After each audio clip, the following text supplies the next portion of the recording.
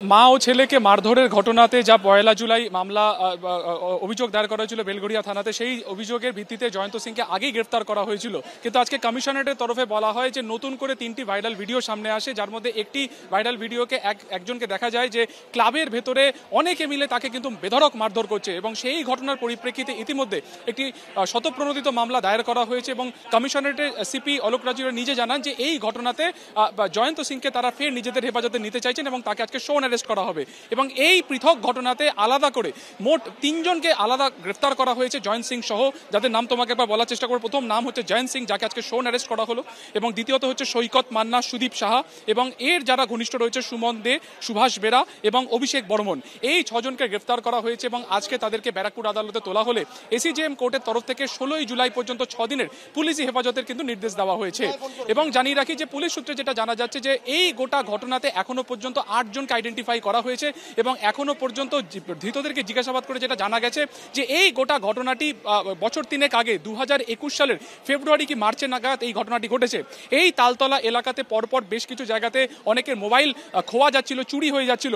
সেই ঘটনার পরিপ্রেক্ষিতে রাহুল গুপ্তা, যে কিনা এই জয়ন্ত ঘনিষ্ঠ, সে একজন যুবক এবং একজন যুবতীকে এই তালতলা ক্লাবে নিয়ে আসে, এবং সেখানে কার্যত পুলিশকে কোনো খবর না দিয়েই আইন নিজেদের হাতে তুলে নেন, এবং এই তাদের মধ্যে একজনকে কিন্তু বেধড়ক মারধর করা হয়। সেই পুরনো ভিডিও ফের গত দুদিন ধরে কিন্তু কার্যত ভাইরাল হয়ে যায়, এবং সেই ঘটনার তদন্ত শুরু করেন ব্যারাকপুর কমিশনারেট আধিকারিকেরা, এবং সেই ঘটনাতে সরাসরি ইনভলভমেন্ট কিন্তু পাওয়া গিয়েছে জয়ন্ত সিংকে। কারণ মা ও ছেলেকে মারধরের ঘটনাতে জয়ন্ত সিং কিন্তু জেল কাস্টাডিতে ছিল। ২ দিনের জেল কাস্টাডি শেষে আজকে তাকে যখন ফের তোলা হয়, তখন কিন্তু এই নতুন কেসে ফের নিজেদের হেফাজতে বা পুলিশ হেফাজত বেলগড়িয়া থানা পায় কিন্তু জয়ন্ত সিংকে, এবং এই ৬ জনকে আগামী ১৬ই জুলাই পর্যন্ত নিজেদের কাস্টাডিতে পাবে।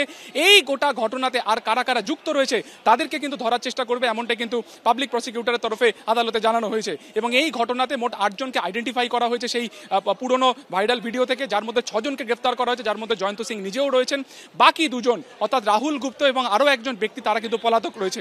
এর পাশাপাশি জানিয়ে রাখি যে আরও যে ২টি ভাইরাল ভিডিও, তার মধ্যে একটি সারাশি নিয়ে এক নাবালকের উপরে অত্যাচার করতে দেখা গেছে সেই ঘটনা, এবং একটি আর্মসের ঘটনা, তথা যেখানে ভাইরাল ভিডিওতে দেখা যাচ্ছে যে বন্দুকের মাধ্যমে, আগ্নেয়াস্ত্রের মাধ্যমে প্রশিক্ষণ দেওয়ার একটা চেষ্টা হচ্ছে।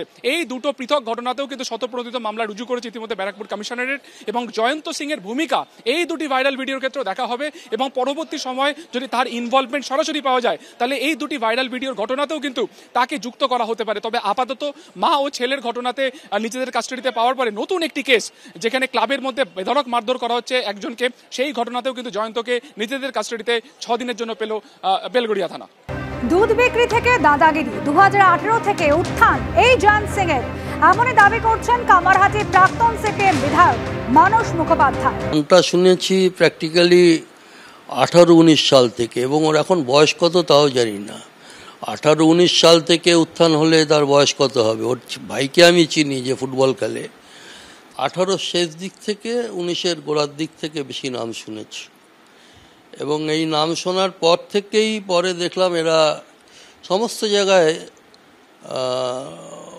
বিভিন্ন জমি জমা এসব কাণ্ডের সঙ্গে জড়িয়েছে। এবং ২১-এর পরে এরা ২২-এ লোকসভার বিধানসভা পৌরসভার ভোট, আমার নিজের মনে আছে ৮, ১১, ১২ এই ৩টে ওয়ার্ড তার ভোট লুট করলো। তারপরেই আর একটা ভোট লুট করলো ওরা ২৩ সালে।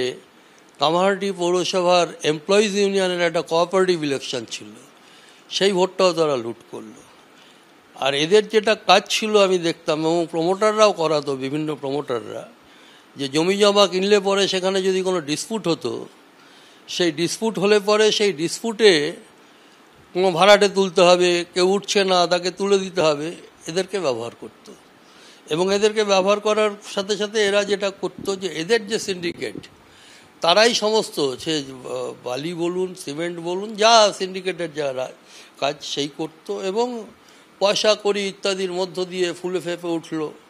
এবং রাজনৈতিক নেতারা, বিশেষ করে তৃণমূলের নেতারা, তাদেরকে শেল্টার দিল।